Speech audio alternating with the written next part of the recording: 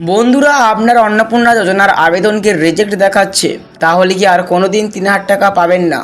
যদি application under process দেখায়, তাহলে কি এখনও টাকা আসার আশা আছে? আবার যদি পেমেন্ট ফেলিয়ার আসে, তাহলে কি আপনার টাকা আটকে গেল, নাকি আবারও সেই টাকা আপনার ব্যাঙ্ক অ্যাকাউন্টে পাঠানো হবে? এই মুহূর্তে হাজার হাজার আবেদনকারীর মনে ঠিক এমন প্রশ্নগুলোই ঘুরছে।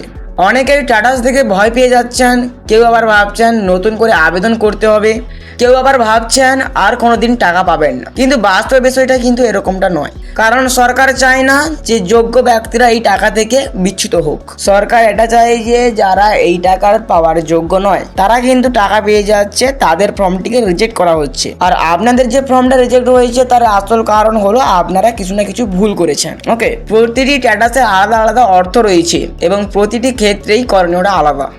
আজকের এই ভিডিওতে আমরা একের পর এক আলোচনা করব reject, under process, payment failure এবং অ্যাপ্রুভড, এই চারটি স্ট্যাটাসের প্রকৃত অর্থ কি এবং আপনার এখন করণীয় কি। তাই ভিডিওটি একদম স্কিপ না করে শেষ পর্যন্ত দেখুন, কারণ এই ভিডিওটা হতে চলেছে আপনার সমস্যার সমাধানের উপযুক্ত ভিডিও।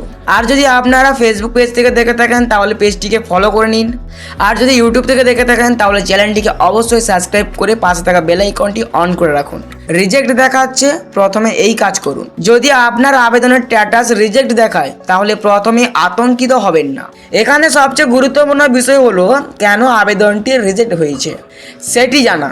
ওকে, অনেক সময় আবেদন করার সময় ভুল তথ্য দেওয়া, নথি ঠিকমতো আপলোড না হওয়া, জন্ম তারিখের ভুল, ব্যাঙ্ক অ্যাকাউন্টের তথ্য অসঙ্গতি অথবা আবেদনপত্রের অন্য কোনো ত্রুটির কারণে আবেদন বাতিল হতে পারে। ওকে, আবার এমনও ঘটনা দেখা যাচ্ছে অনেক আবেদনকারী সব তথ্য ঠিক দেওয়ার পরেও তাদের আবেদন রিজেক্ট দেখাচ্ছে। তো এই নিয়ে কি বক্তব্য রয়েছে ভিডিওটা লাস্ট পর্যন্ত দেখলেই বুঝতে পারবে সমস্তটা।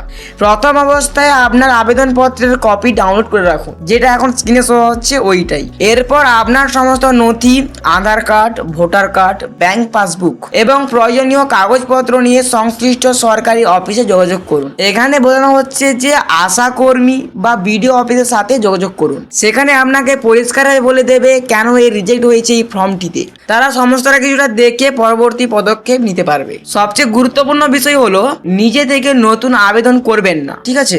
এবং আতঙ্কিত হয়ে কোনো ভুল সিদ্ধান্ত নেবেন না। আন্ডার প্রসেস দেখাচ্ছে, তাহলে চিন্তার কারণ নেই। এবার আসি যাদের স্ট্যাটাসে অ্যাপ্লিকেশন আন্ডার প্রসেস দেখাচ্ছে। অনেকেই ভাবছেন এতদিন ধরে আন্ডার প্রসেস দেখাচ্ছে, তাহলে কি আবেদন বাতিল হয়ে যাবে? উত্তরটা এক কথায় না।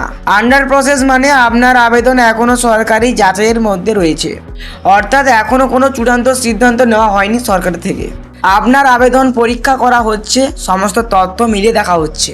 এই সময় শুধু আপনাকে একটাই কাজ করতে হবে, অপেক্ষা করা। কারণ এই স্ট্যাটাসের পর আপনার আবেদন অ্যাপ্রুভড হতে পারে, আবার কোনো সমস্যা থাকলে রিজেক্টও হতে পারে। রিজেক্ট হলে কি করবেন সেটা তো বলেই দিয়েছি আগে। পেমেন্ট ফেলিয়ার মানে কি? এবার আসি সবচেয়ে বিভ্রান্তিকর স্ট্যাটাস, পেমেন্ট ফেলিয়ার। অনেকেই মনে করছেন পেমেন্ট ফেলিয়ার মানেই তিনি অযোগ্য হয়ে গেছেন, কিন্তু বিষয়টা তা নয়। পেমেন্ট ফেলিয়ারের আসল অর্থ হলো সরকার আপনার জন্য টাকা পাঠানোর চেষ্টা করেছে, কিন্তু কোনো কারণে সেই টাকা সফলভাবে আপনার ব্যাংক অ্যাকাউন্টে পৌঁছায়নি। এর কারণ হতে পারে ব্যাংকের প্রযুক্তিগত সমস্যা, ডিবিটি সংক্রান্ত সমস্যা, ব্যাংকের তথ্য অসঙ্গতি অথবা সাময়িক সার্ভারের সমস্যা হতে পারে। ওকে, অনেক ক্ষেত্রে এই ধরনের পেমেন্ট ফেলিয়ারের পর পরবর্তী অর্থ প্রদানের সময় আবারও টাকা পাঠানোর চেষ্টা করা হয়। তাই যদি আপনার এই স্ট্যাটাস আসে, তাহলে প্রথমে ব্যাংকের তথ্য ঠিক আছে কিনা সেটা যাচাই করুন এবং প্রয়োজন হলে সংশ্লিষ্ট সরকারি অফিসে যোগাযোগ করে বিষয়টি নিশ্চিত করুন।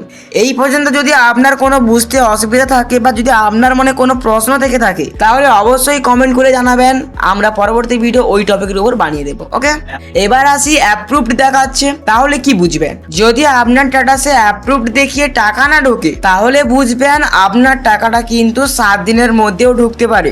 আবার অনেকের দেখা যাচ্ছে যে মেসেজ আসেনি কিন্তু ব্যাংক অ্যাকাউন্টে টাকা ঢুকে যাচ্ছে, ঠিক। তাই আগে ব্যাংকে চেক করে নাও আপনার টাকাটা ঢুকলো কিনা, বা যদি এখনো না ঢুকে থাকে তাহলে 7 দিন পর বা 5 দিন পরেও ব্যাংকে যে চেক করো, টাকা ঢুকলেও ঢুকতে পারে। এটা কিন্তু অনেকের সাথে এই ঘটনাটা ঘটছে। বা ব্যাংকের কোনো সমস্যা আছে নাকি সেটা আগে পর্যবেক্ষণ করুন, তারপরে পরবর্তী ধাপে এগোনো যাবে। ওকে, সবশেষে আবারও বলবো, কোনো স্ট্যাটাস দেখে আতঙ্কিত হবেন না, সোশ্যাল মিডিয়ার ভিডিও দেখে কোনো আতঙ্কিত হবেন না। প্রতিটি স্ট্যাটাসের আলাদা আলাদা অর্থ রয়েছে।